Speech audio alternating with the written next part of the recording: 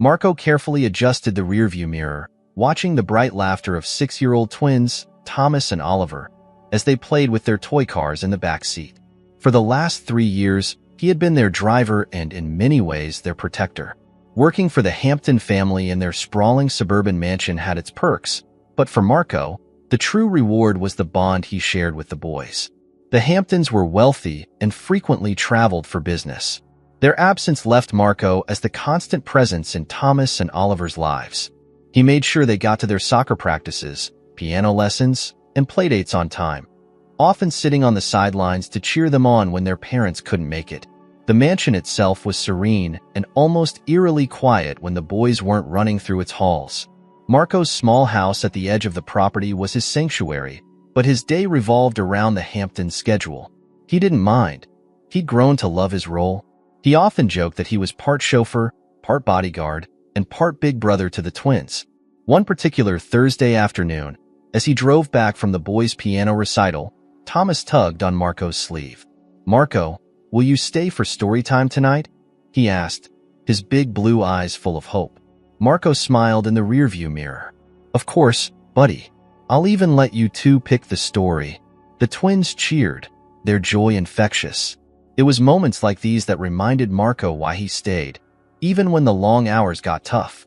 He felt a deep sense of duty and, more importantly, a quiet love for the boys he had come to think of as family.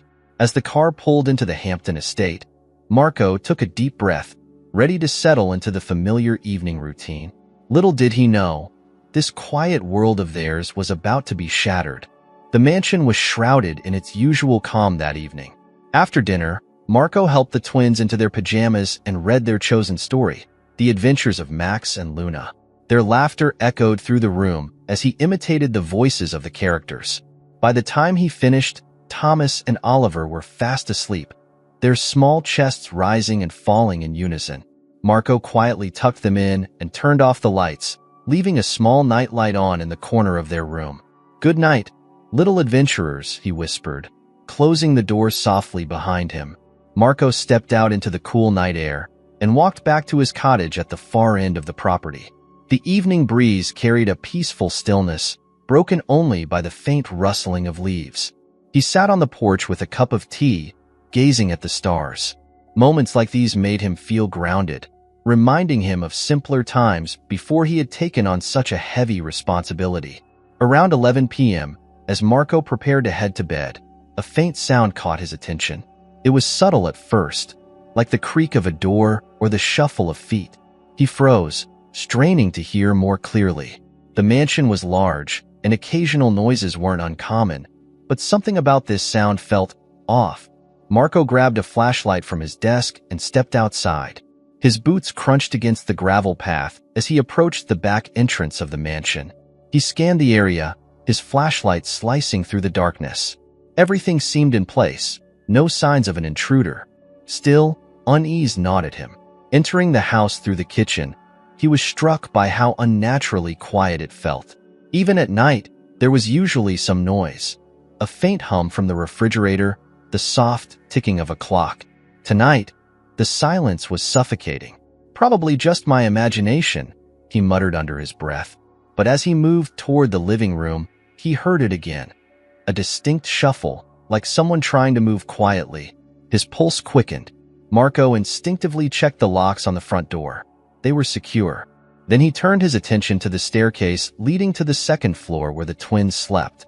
A chill ran down his spine as he noticed a faint shadow pass near the top of the stairs. "Who's there?" Marco called out, his voice firm. No response. The shadow disappeared. Marco's grip tightened on the flashlight as he climbed the stairs, his heart pounding in his chest. When he reached the landing, he carefully checked the twins' room. The boys were sound asleep, their faces peaceful and undisturbed. Relieved, Marco closed the door and turned toward the master bedroom. That's when he noticed it, the faint glimmer of light coming from under the door. The Hamptons weren't supposed to be home tonight. They were attending a charity gala in the city. Slowly, Marco approached the door and pushed it open. The room was empty, but the bed was unmade, and there was a faint smell of cologne lingering in the air. His gaze fell on the large walk-in closet at the far end of the room. The door was slightly ajar, and something about it made his stomach churn. Swallowing hard, Marco moved closer and reached for the handle. As he opened the closet door, a muffled noise startled him. His flashlight beam landed on two figures, Mr. and Mrs. Hampton, bound and gagged, their eyes wide with fear. Marco's breath caught in his throat. He hurriedly pulled down the gag from Mrs. Hampton's mouth, but before she could speak, Mr. Hampton shook his head vehemently, signaling Marco to stop. His eyes darted toward the bedroom door, and Marco immediately understood. There was someone else in the house. Adrenaline surged through him as he stepped back, his mind racing. He had to make a choice: free the Hamptons or focus on protecting the twins. A faint creak from the hallway snapped him into action. "I'll be back," Marco whispered to the Hamptons before closing the closet door. He grabbed a decorative vase from the dresser, holding it like a weapon as he moved silently into the hall. His first priority was the boys. He couldn't risk leaving them vulnerable. As he crept toward their room, a shadow appeared at the far end of the hallway. A tall figure wearing a mask, silhouetted against the moonlight streaming through the window. Marco's breath hitched as the figure turned its head in his direction. For a brief moment, they locked eyes, and then the intruder bolted toward him. Marco's instincts kicked in. He swung the vase with all his strength, but the masked man dodged, his movement swift and calculated. They grappled in the narrow hallway, the intruder trying to push past Marco toward the twins' room. Marco used his body as a shield, shoving the man backward with every ounce of strength he had. "Not a chance," Marco growled through gritted teeth. The struggle was chaotic, but Marco managed to deliver a hard shove that sent the intruder stumbling backward. Taking advantage of the moment, Marco sprinted to the twins' room and locked the door behind him. "Marco?" Thomas's sleepy voice came from the bed. "Sure, it's okay," Marco whispered, crouching down to their level. "We're playing a game. Remember the secret hideout in the backyard? I need you both to go there right now and stay very quiet. Can you do that for me?" The boys nodded, their fear replaced by trust in Marco. He opened the window and helped them climb onto the trellis leading to the garden. The house creaked ominously behind him, signaling that the masked man was on the move again. "Go now," Marco urged.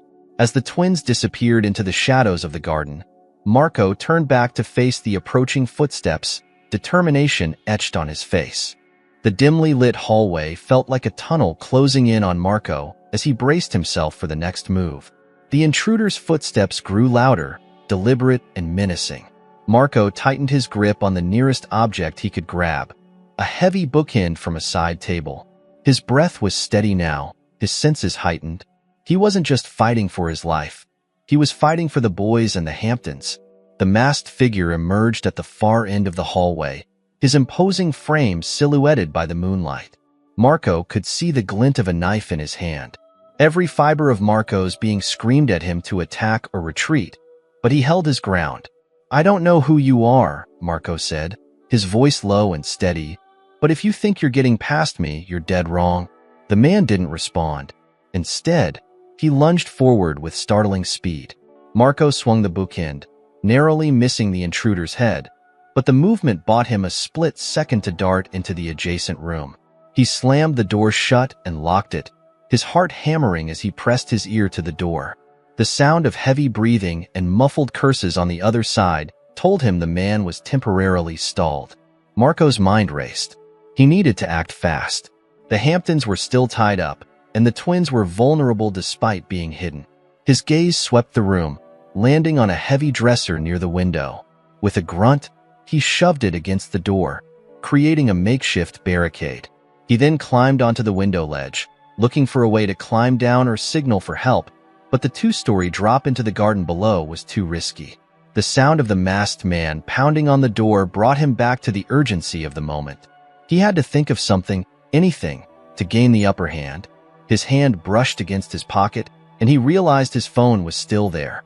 He quickly dialed 911, whispering into the receiver. "There's an intruder at 815 Willow Creek Lane," he said, glancing at the door as it began to splinter under the weight of the man's assault. "He's armed. Send help fast." The operator confirmed that officers were on their way, but Marco knew he couldn't rely solely on their arrival. He needed to protect the Hamptons and buy time for the police. Just as he hung up, the door burst open, the masked man forcing his way in. Marco leaped off the bed and swung a chair toward him, catching the man off guard. The collision sent the intruder staggering, giving Marco the opportunity to dart out of the room and down the hall. He knew he couldn't lead the man toward the twins, so instead, he headed for the master bedroom, where the Hamptons were still trapped.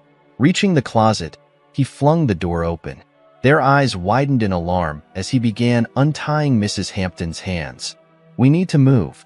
Now," Marco whispered urgently. Mrs. Hampton's voice was shaky. "The boys, where are they?" "They're safe," Marco assured her, his hands working quickly.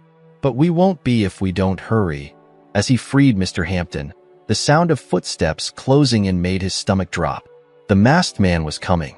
Marco handed Mrs. Hampton a coat hanger, the closest thing to a weapon he could find, and motioned for them to follow him. They slipped out of the bedroom and down the stairs, staying low and quiet. The kitchen offered the best chance for escape, with its glass doors leading to the garden. Marco guided the Hamptons toward it, but just as they reached the doorway, the masked man appeared again, blocking their path. This time, his knife gleamed under the soft glow of the chandelier. "You're not going anywhere," the man growled, his voice distorted by the mask. Marco stepped in front of the Hamptons, his stance protective. "You've already lost. The police are on their way." The intruder let out a low chuckle. "I've got plenty of time to finish what I started."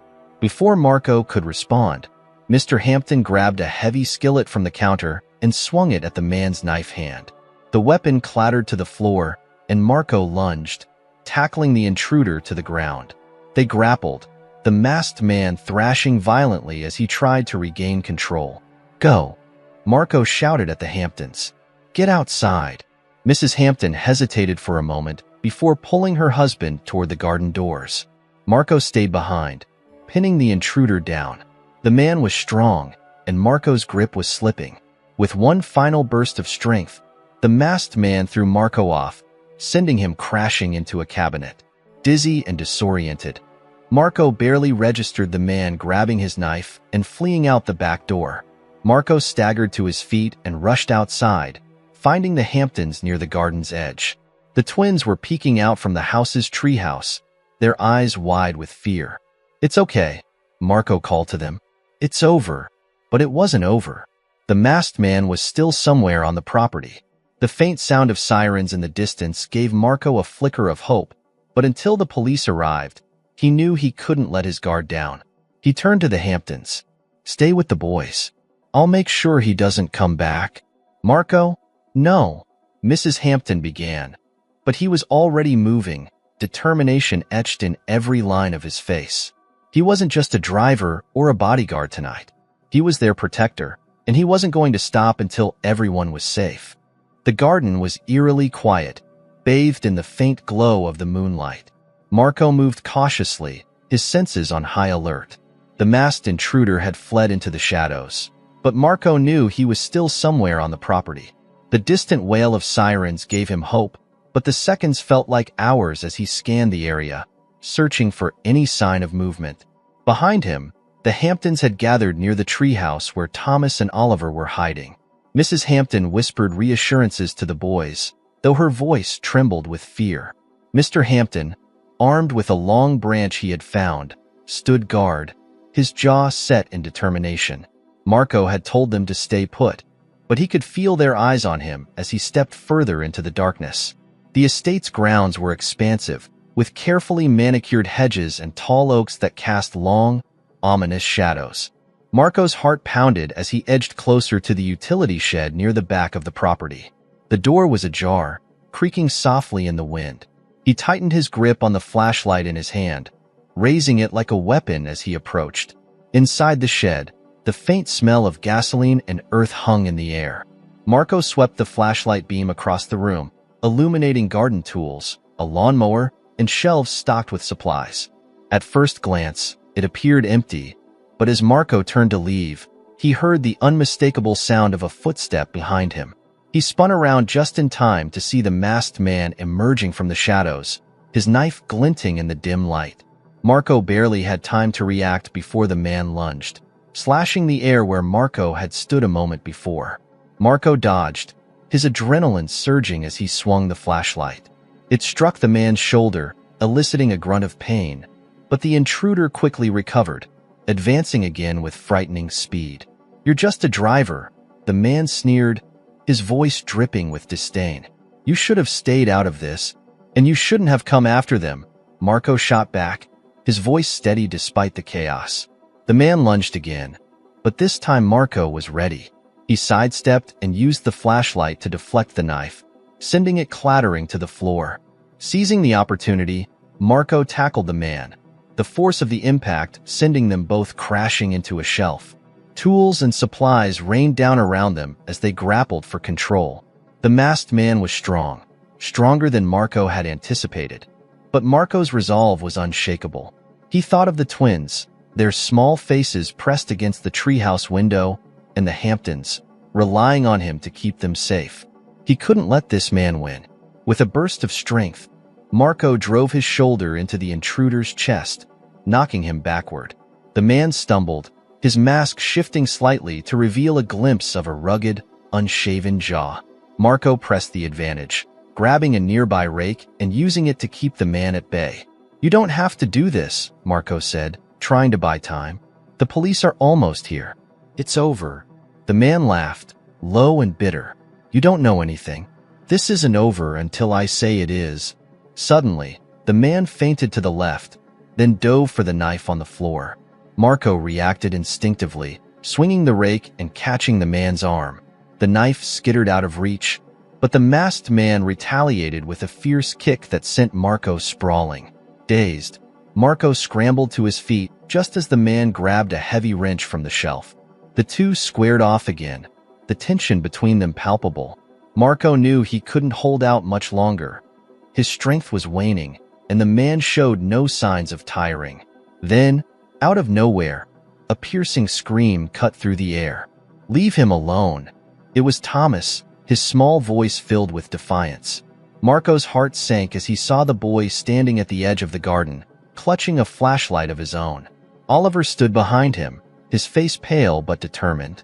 "No," Marco shouted. "Go back. Stay with your mom." The masked man hesitated, his gaze flickering toward the boys. It was all the distraction Marco needed. With a surge of energy, he grabbed the man's wrist and twisted, forcing him to drop the wrench.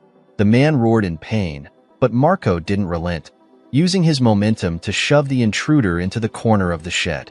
Just as the man tried to push back, the wail of sirens grew deafeningly loud, accompanied by the glare of flashing blue and red lights flooding the property. The masked man froze, his head snapping toward the sound. Marco seized the opportunity to pin him down, using all his weight to keep the man immobilized. Moments later, two police officers burst into the shed, their weapons drawn. "Don't move," one of them barked. The intruder didn't resist as they cuffed him, his mask falling to the ground in the process. Marco stared at the man's face, unrecognizable yet somehow familiar. There was a hardness in his eyes, a bitterness that spoke of deep resentment. As the officers led the man away, Marco stepped out into the garden, his legs trembling from the adrenaline. Thomas and Oliver ran to him, throwing their arms around his waist. Marco knelt down, pulling them into a protective embrace. "It's okay," he said, his voice soft but steady. "It's over now." The Hamptons joined them moments later, tears streaming down Mrs. Hampton's face as she hugged Marco tightly. "Thank you," she whispered. "You saved us all." Marco didn't respond immediately, his gaze drifting toward the retreating figure of the masked man. Something about him gnawed at Marco, a question he couldn't yet answer. But for now, the family was safe, and that was all that mattered. The air in the garden was still, though the tension lingered like an unwelcome guest. Marco's mind raced as he held the twins close, his protective instincts still on high alert despite the police having taken the masked man into custody. The sound of their small breaths against his chest grounded him, reminding him why he had risked everything. After a few moments, he gently pulled back, looking into their frightened but trusting eyes. "You two were so brave tonight," he said, his voice filled with warmth. But you scared me half to death. What were you doing out here? Thomas shuffled nervously. We heard you fighting, Marco. We didn't want you to be alone. Marco smiled faintly, his heart heavy with both pride and worry. I appreciate that, buddy. But you have to promise me, next time, stay where it's safe. Okay. The twins nodded solemnly, and Marco ruffled their hair, trying to reassure them. He glanced toward the Hamptons, who stood nearby, their faces pale but filled with gratitude. Mrs. Hampton looked like she wanted to speak, but the weight of the night had left her trembling and silent. Mr. Hampton placed a steadying hand on her shoulder before addressing Marco. We owe you more than we can ever repay, he said, his voice thick with emotion. I don't even know where to begin. Marco shook his head. You don't owe me anything. I just did what I had to do. The sound of more police officers arriving and voices crackling over radios pulled them all from the moment. One of the officers approached Marco, a tall woman with a no-nonsense demeanor but kind eyes. She introduced herself as Sergeant Hall. We've secured the suspect, she said, her voice calm but authoritative. You and the family are safe now, but we'll need statements from everyone. Marco nodded, exhaustion weighing on him. Of course. As the police began to secure the scene and take statements, Marco guided the Hamptons and the twins to the backyard treehouse, where the boys had hidden earlier. He climbed the small ladder first, testing the sturdiness of the wooden structure before helping Thomas and Oliver up. The Hamptons followed, albeit more hesitantly, but the treehouse offered a secluded vantage point that felt oddly comforting after the chaos of the night. Once inside, Marco sat with the twins as they huddled together under an old blanket kept in the corner. The boys looked around the treehouse, their faces lit by the soft glow of a flashlight that Oliver had brought with him. Is he gone for good? Oliver asked, his voice barely above a whisper. Marco hesitated, glancing at the Hamptons. Mr. Hampton gave a slight nod, silently asking Marco to reassure the boys. He's gone, Marco said firmly. The police have him, and he won't be able to hurt anyone anymore. Thomas and Oliver exchanged a glance, their small shoulders relaxing slightly. Marco could see the fear hadn't completely left them, but they trusted his words. As the boys settled down, Marco turned his attention to the Hamptons. Did you recognize him? He asked quietly, not wanting to alarm the twins. Mr. Hampton's expression darkened. Not at first, but when his mask fell, I knew. That man was Richard. Marco's brow furrowed. Richard? Who's that? Mrs. Hampton, still visibly shaken, spoke for the first time. He used to work for us. Years ago. He was a driver like you. Marco's chest tightened. What happened? Why isn't he working for you anymore? Mr. Hampton sighed heavily. We fired him. His behavior became erratic. He was unreliable, late, and had a temper. We gave him several chances, but he couldn't meet our expectations. Eventually, we had no choice. Do you think he held a grudge? Marco asked. Mrs. Hampton nodded, her eyes filling with tears. He must have. But why wait all this time? And why come after the boys? What did they ever do to him? Marco didn't have an answer. The questions gnawed at him, but there was no time to dwell on them. He needed to focus on the present, on making sure the family felt safe again. I'll stay with you tonight, he said firmly. I won't let anything happen to you. Mrs. Hampton's eyes softened with gratitude, but Mr. Hampton looked conflicted. You've already done so much, Marco. You deserve rest after what you've been through. Marco shook his head. The boys are still scared. You need someone you trust watching over you. And that's me. The discussion was interrupted by a soft yawn from Oliver, who leaned against Marco's side, his eyes drooping with exhaustion. Thomas wasn't far behind, curling up under the blanket and resting his head on his brother's shoulder. They've had a long night, Mrs. Hampton whispered, her voice thick with emotion. So have we all, Marco replied. The family stayed in the treehouse for what felt like hours, listening to the muffled voices of the officers below. Gradually, the tension in the air began to dissipate, replaced by a tentative sense of relief. Marco kept a watchful eye on the garden, his body still alert, but his heart was finally beginning to slow. As dawn began to break, casting a soft golden light over the property, Marco looked at the sleeping boys and the exhausted parents. He felt a wave of something he couldn't quite name, a mix of protectiveness, pride, and belonging. For the first time in years, Marco felt like he was exactly where he was meant to be.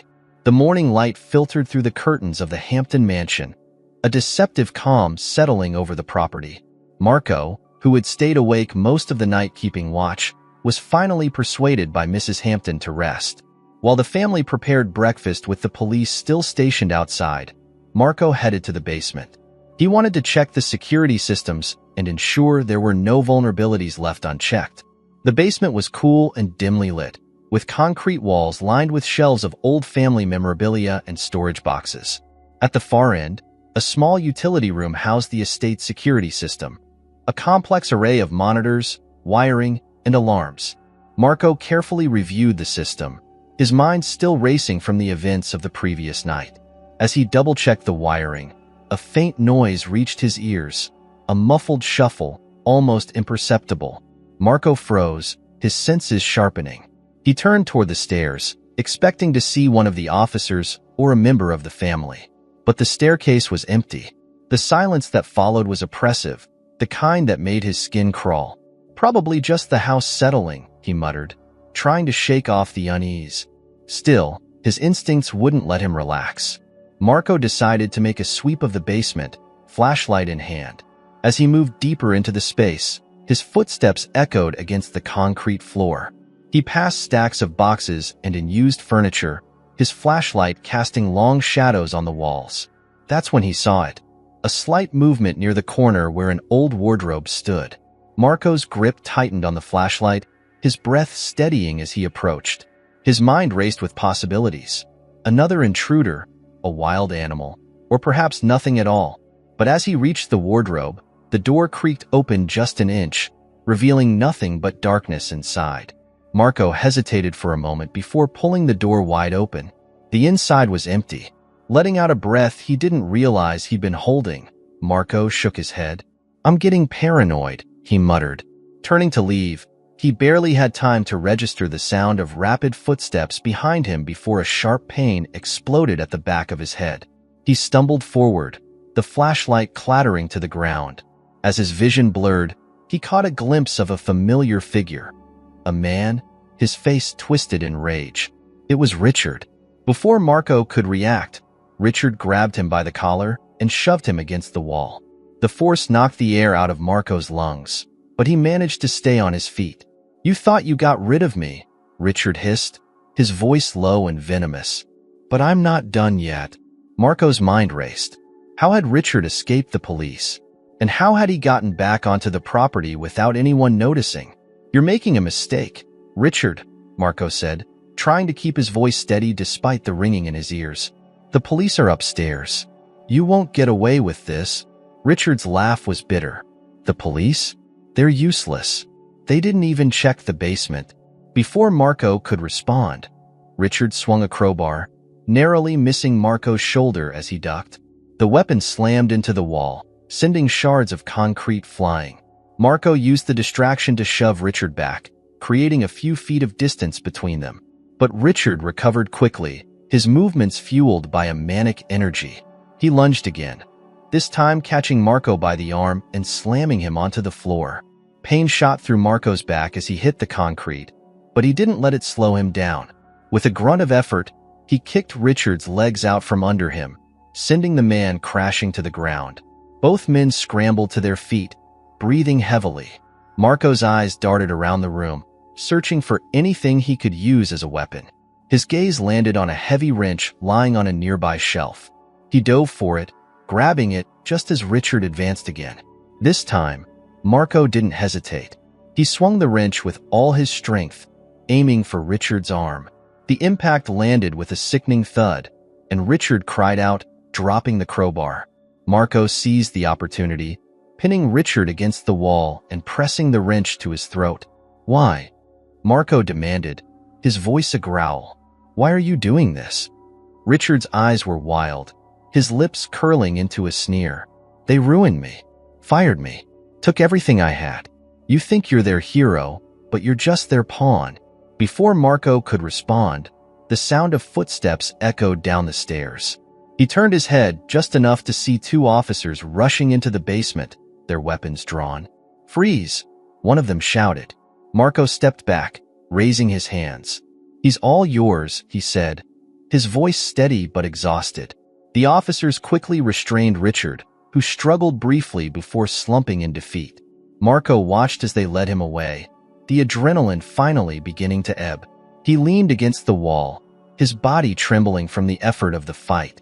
A moment later, Sergeant Hall appeared at the top of the stairs, her expression a mix of concern and relief. "Marco," she called, descending quickly. "Are you okay?" Marco nodded, though his body ached all over. "I'll live. You've done enough," she said firmly. "Let us handle the rest." Marco allowed himself a small smile. "I'll hold you to that." As the officers escorted Richard out of the house, Marco climbed back upstairs, his thoughts heavy. The family was safe for now, but the weight of the night's events lingered. He knew it wasn't just about stopping Richard. It was about rebuilding the sense of security that had been shattered. And for the Hamptons, Marco was determined to do just that. Marco leaned against the doorframe of the Hampton living room, his body aching from the confrontation in the basement. Sunlight streamed through the large windows, casting a golden hue over the once serene home now marked by chaos. The police had cleared the property, confirming that Richard was in custody and that the grounds were secure. Despite this, an undercurrent of tension lingered. Upstairs, the twins had finally fallen asleep, their small bodies curled up on the couch in Marco's cottage after refusing to be apart from him. Mrs. Hampton insisted Marco stay close to the family, and he agreed. It was where he belonged now. After a quick shower to clean up, Marco rejoined the Hamptons in the kitchen. Mrs. Hampton was at the stove, attempting to prepare tea, her hands trembling slightly.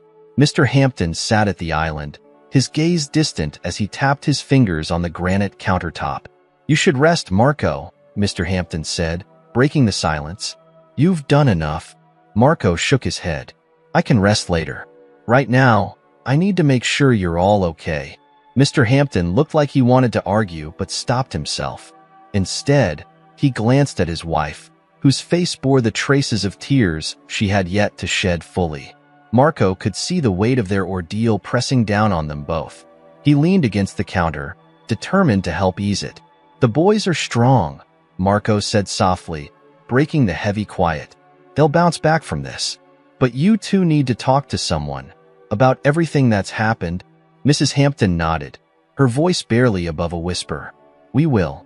But what about you, Marco? You've been through just as much." Marco offered a small, tired smile. "I'll be fine. I've got the two best reasons to stay strong sleeping in my cottage right now." The Hamptons exchanged a glance, a mix of gratitude and guilt on their faces. Before they could respond, the doorbell rang, the sound reverberating through the house. Marco's posture straightened instantly, his body tense. Mr. Hampton stood, but Marco gestured for him to stay put. "I'll get it," Marco said, already moving toward the door. He opened it cautiously, expecting an officer or a neighbor checking in. Instead, a delivery man stood there holding a package. "Delivery for the Hamptons," the man said with a polite nod. Marco blinked, his body relaxing slightly. "Thanks. I'll take it." He set the package on the entryway table and turned to see the twins shuffling sleepily down the stairs, their tiny hands rubbing their eyes. They both looked like they had aged overnight, the innocence in their faces momentarily overshadowed by the ordeal they'd endured. "Marco," Thomas said, his voice small. "We heard you talking. Is the bad guy gone?" Marco crouched down to their level, his face softening. "He's gone, and he's never coming back. You're safe now. I promise." Thomas and Oliver nodded solemnly, their trust in Marco unwavering. They climbed into his arms, and he held them close, their warmth grounding him in a way he hadn't realized he needed. After breakfast, the family gathered in the living room, trying to regain a sense of normalcy. The Hamptons insisted on discussing the future with Marco, expressing their desire to not only reward him but to make him an integral part of their lives. "You're not just an employee, Marco," Mrs. Hampton said, her voice trembling but earnest. "You're family." Marco's heart swelled at her words, but before he could respond, Oliver tugged on his sleeve. "Marco," Oliver whispered, pointing toward the backyard. "Look." Everyone turned their attention to the garden. Standing at the edge of the treehouse was a large, golden retriever. The dog barked once and wagged its tail, as if beckoning them to follow. "Where did that come from?" Mr. Hampton asked, perplexed. The twins jumped up, their earlier fear momentarily forgotten. "A dog. Can we keep him?" they asked in unison. Marco raised an eyebrow, but followed the boys as they ran to the treehouse. The golden retriever met them halfway, its tail wagging furiously as it licked their faces. Marco couldn't help but smile at the sight of the boys' laughter, their first genuine joy since the harrowing events. But something about the dog caught his attention. Its collar was worn and frayed, the tag too scratched to read clearly. It was as if the dog had been wandering for some time before finding its way here. "Hey, buddy," Marco said, crouching down to pat the dog. The retriever nuzzled against him, its warm brown eyes filled with an uncanny intelligence. "Where'd you come from?" The dog barked again, then trotted toward the edge of the property. It paused, turning back as if to say, "Follow me." Marco exchanged a glance with the Hamptons. "I think he wants to show us something." Mrs. Hampton hesitated. "Do you think it's safe?" Marco nodded. "I'll check it out. Stay here with the boys."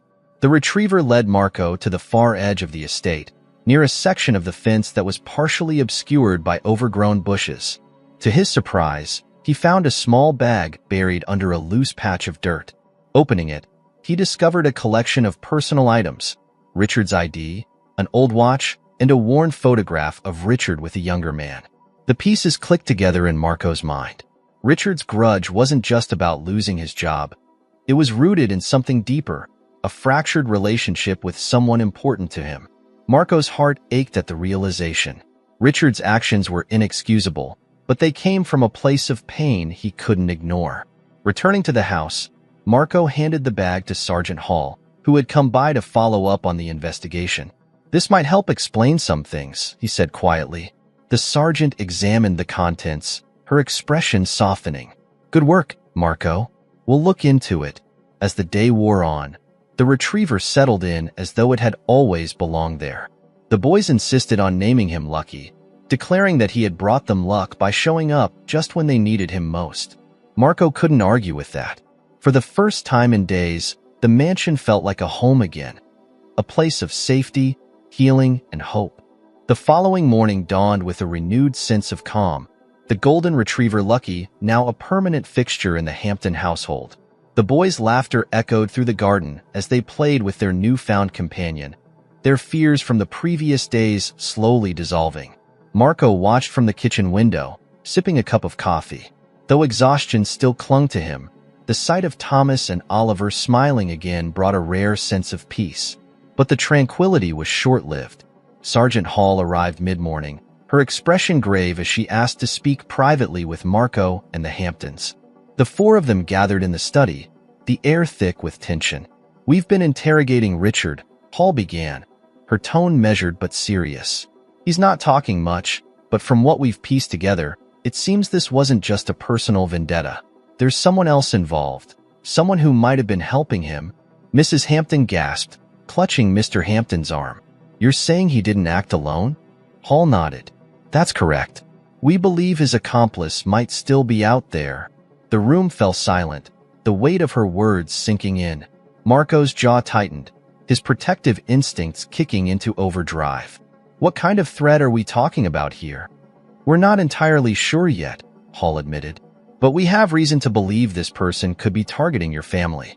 I've stationed more officers outside, and we're sweeping the property again. But I need you all to stay vigilant." Marco nodded. "You can count on me."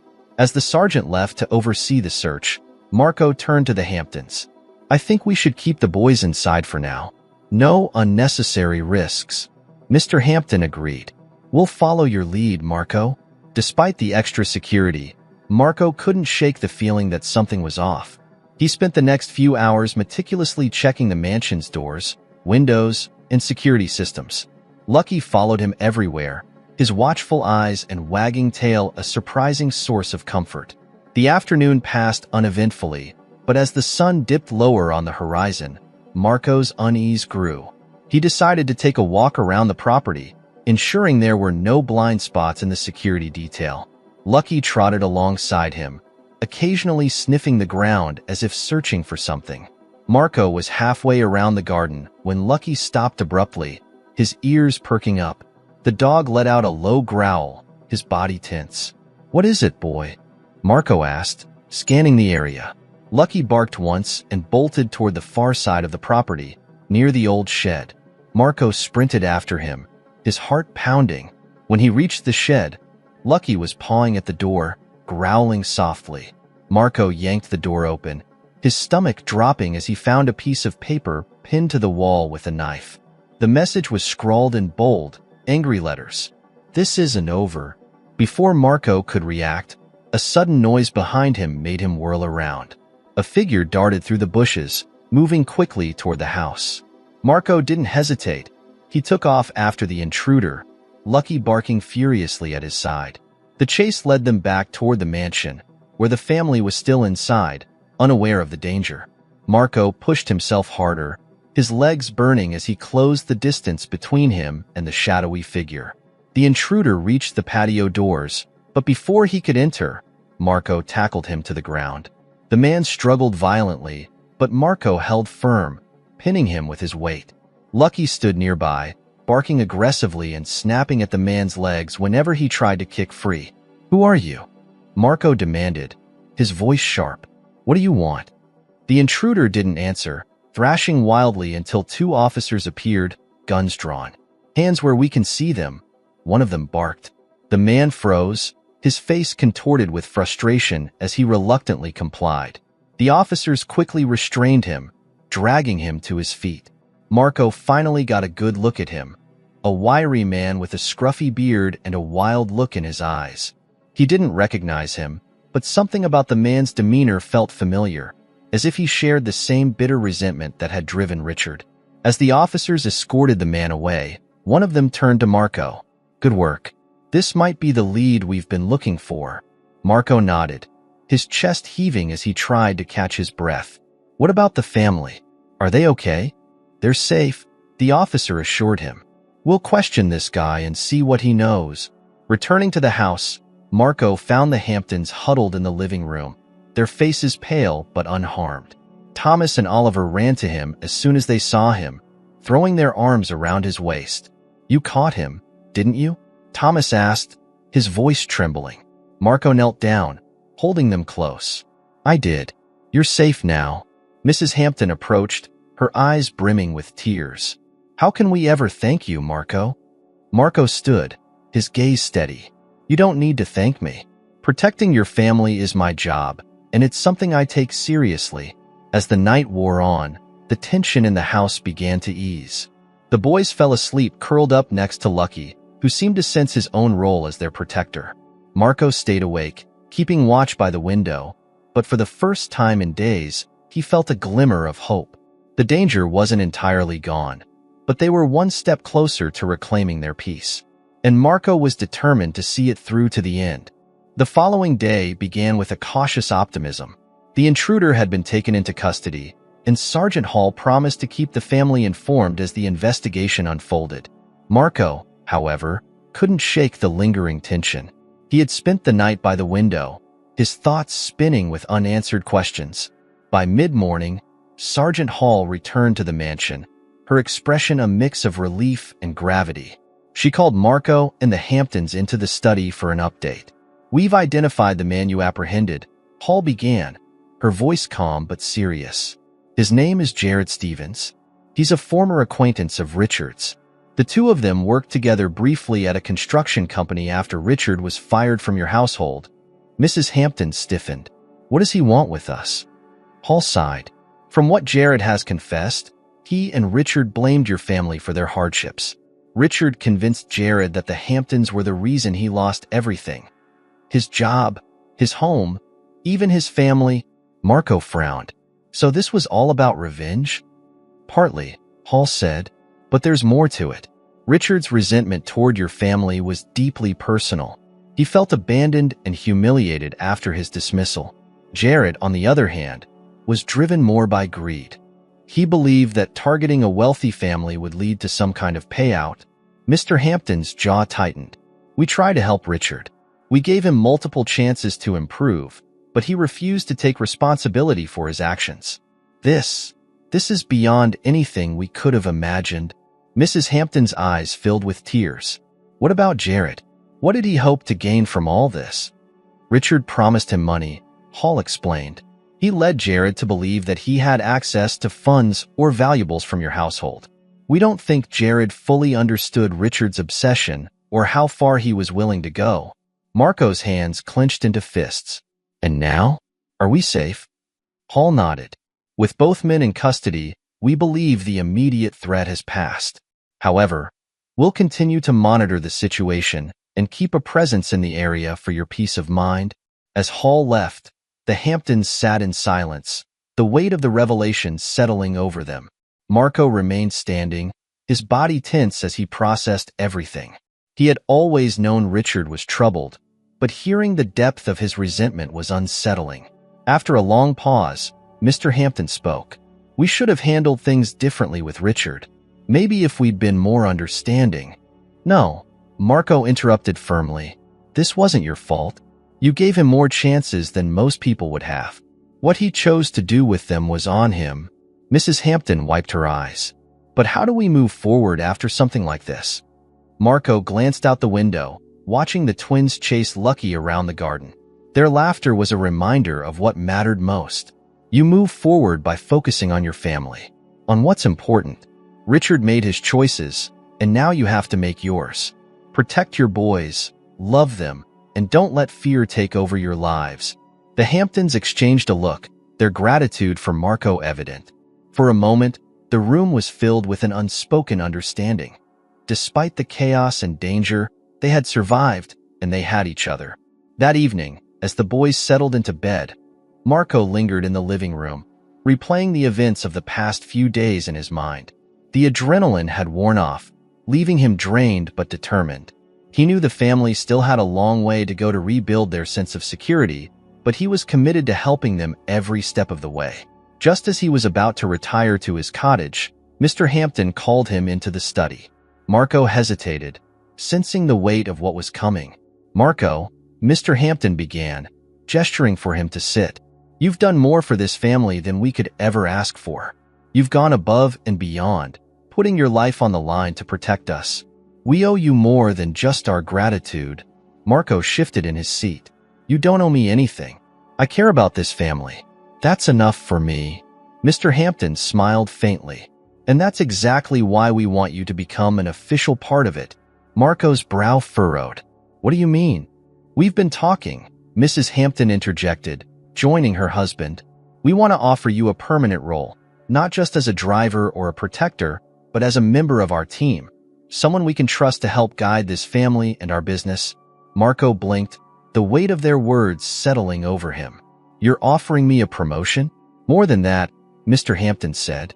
We want you to have a seat at the table, to help us make decisions, not just for our safety, but for our future. You've earned our trust, Marco. Your family. Emotion swelled in Marco's chest, but he masked it with a small smile. I don't know what to say. Say you'll accept, Mrs. Hampton said softly. We need you, Marco. And the boys. They adore you. Marco looked down, his mind racing. He thought of Thomas and Oliver, of the bond they'd formed. He thought of the moments of fear and bravery that had brought them to this point. Finally, he looked up, his decision clear. I accept, he said, his voice steady. I'll do whatever I can to protect this family and help it thrive. Relief and gratitude washed over the Hamptons' faces, and for the first time in days, Marco felt a sense of peace. He had found not just a purpose, but a place where he truly belonged. 6 months later, the Hampton mansion buzzed with life. The scent of freshly baked cookies wafted from the kitchen, mingling with the sound of Thomas and Oliver's laughter as they raced around the garden with Lucky at their heels. The once tense household had transformed into a haven of warmth and security. Marco stood at the edge of the patio, watching the boys play. A soft breeze ruffled his shirt as he took in the scene with a sense of pride and fulfillment. Life had changed dramatically since the night of the attack, but for the better. The family had not just survived. They had grown stronger. "Marco," Mrs. Hampton called from the doorway, a plate of cookies in her hand. "Come join us. You've been working all morning." Marco smiled and shook his head. "Someone has to keep an eye on these two troublemakers." Mrs. Hampton laughed, a sound that had become more frequent in recent months. "I think Lucky has that covered. Come on, take a break." Reluctantly, Marco joined her at the patio table, where Mr. Hampton was already seated with a glass of iced tea. The family had settled into a routine that felt natural, and Marco's new role went far beyond his original duties. As both a trusted advisor and a member of the household, he had become indispensable, not just to their safety but to their day-to-day lives. The events of that fateful night had left their mark, but the Hamptons had taken steps to heal. Therapy sessions had helped Mrs. Hampton process her fear and guilt, while Mr. Hampton had grown more open about his feelings, especially with the boys. Marco had attended a few sessions himself, encouraged by Mrs. Hampton. It wasn't easy to relive those moments, but it helped him find closure. The twins, resilient as ever, had bounced back remarkably. They talked about their experiences openly, their youthful optimism turning the harrowing event into a story of bravery and triumph. Marco often marveled at their strength, drawing inspiration from their ability to find joy even after such an ordeal. "Marco!" Oliver's voice snapped him out of his thoughts. The boy came running, his cheeks flushed. "Come see what we made." Thomas followed close behind, holding up a makeshift treasure map. "We made a pirate map, and Lucky's the treasure. You have to help us find him." Marco grinned, standing up from his seat. "A pirate map? Huh? All right, Captain Thomas. Lead the way." As the boys tugged him toward the garden, Mrs. Hampton leaned against the doorframe, watching the scene with a smile. "We'd be lost without him," she murmured to her husband. Mr. Hampton nodded, his gaze following Marco and the boys. "He's become part of the foundation of this family. I can't imagine life without him." Later that afternoon, Marco found himself in the study, reviewing business plans with Mr. Hampton. As part of his expanded role, Marco had taken on responsibilities within the Hamptons' estate management and philanthropic ventures. He had a knack for strategy and logistics, skills he had developed over years of problem-solving in his previous life as a driver and protector. "Your insights have been invaluable," Mr. Hampton said, setting down a stack of papers. "I've never felt more confident about the direction we're heading." Marco smiled. "I'm just glad I can contribute." "You've done more than contribute," Mr. Hampton said. "You've helped us rebuild, not just our business, but our family." Marco's gratitude was quiet but profound. For years, he had drifted through life, content with his work but never truly fulfilled. Now, he had found a purpose and a home. That evening, the Hamptons hosted a small gathering in the garden, a celebration of resilience and new beginnings. Close friends and neighbors who had supported the family through their ordeal gathered under twinkling string lights, sharing laughter and stories. The twins performed a skit they had written themselves, enlisting Lucky as the hero who saved the day. The golden retriever played his part with gusto, wagging his tail and barking on cue. The crowd erupted in applause, the boys bowing dramatically as Marco cheered the loudest.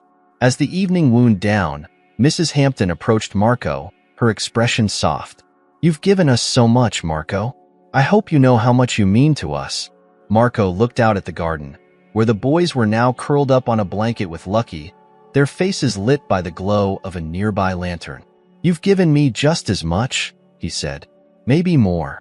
Later that night, as the house grew quiet and the guests departed, Marco took a moment to himself. He stepped out onto the front porch, the cool night air wrapping around him. He gazed up at the stars, reflecting on how much his life had changed. The man who had once been a driver, watching from the sidelines, was now part of something bigger, a family that had come to rely on him as much as he relied on them. The events of that terrifying night had forged unbreakable bonds, turning strangers into family. As he turned to head back inside, Lucky trotted up to him, nudging his hand with his nose. Marco knelt, scratching behind the dog's ears. "We did good, didn't we, boy?" he murmured. Lucky barked softly, as if in agreement. Marco stood and looked back at the house, its warm lights glowing against the darkness. For the first time in years, he felt a sense of belonging he hadn't realized he was searching for. He wasn't just part of the Hamptons' story. He was part of their family. And as far as Marco was concerned, that was the greatest adventure of all. The seasons changed, and the Hampton estate flourished under a newfound harmony. The once tense mansion, shadowed by fear and uncertainty, now brimmed with life, laughter, and a profound sense of safety. The events of that harrowing night 6 months ago were not forgotten, but they had become a testament to the family's resilience and Marco's unwavering dedication. It was a crisp autumn morning, the air filled with the earthy scent of fallen leaves. Marco stood on the porch of his cottage, sipping his coffee as he watched the sun rise. Lucky sat faithfully at his feet, his golden coat gleaming in the early light. The garden, now a favorite retreat for the family, was alive with color, vivid reds, oranges, and yellows painting the landscape. From the main house, Thomas and Oliver's excited chatter broke the stillness. The boys came bounding toward Marco, clutching their sketchbooks. "Marco," Oliver called, waving a sheet of paper. "Look what we drew." Thomas thrust his sketch forward first. It was a crayon rendering of Marco standing heroically with Lucky at his side, protecting the family from a shadowy figure in the background. Marco chuckled, crouching to examine the drawing. "This is amazing, Thomas. I didn't know I was this tall." Oliver joined in, showing off his own picture, a map of the estate with secret hideouts marked for future adventures. Marco grinned, ruffling their hair. "You boys have real talent," he said. "But remember, secret hideouts aren't secret if you draw maps." The twins laughed, their eyes bright with happiness. They had bounced back from the trauma in a way only children could, finding light in the aftermath of darkness. Marco marveled at their resilience every day.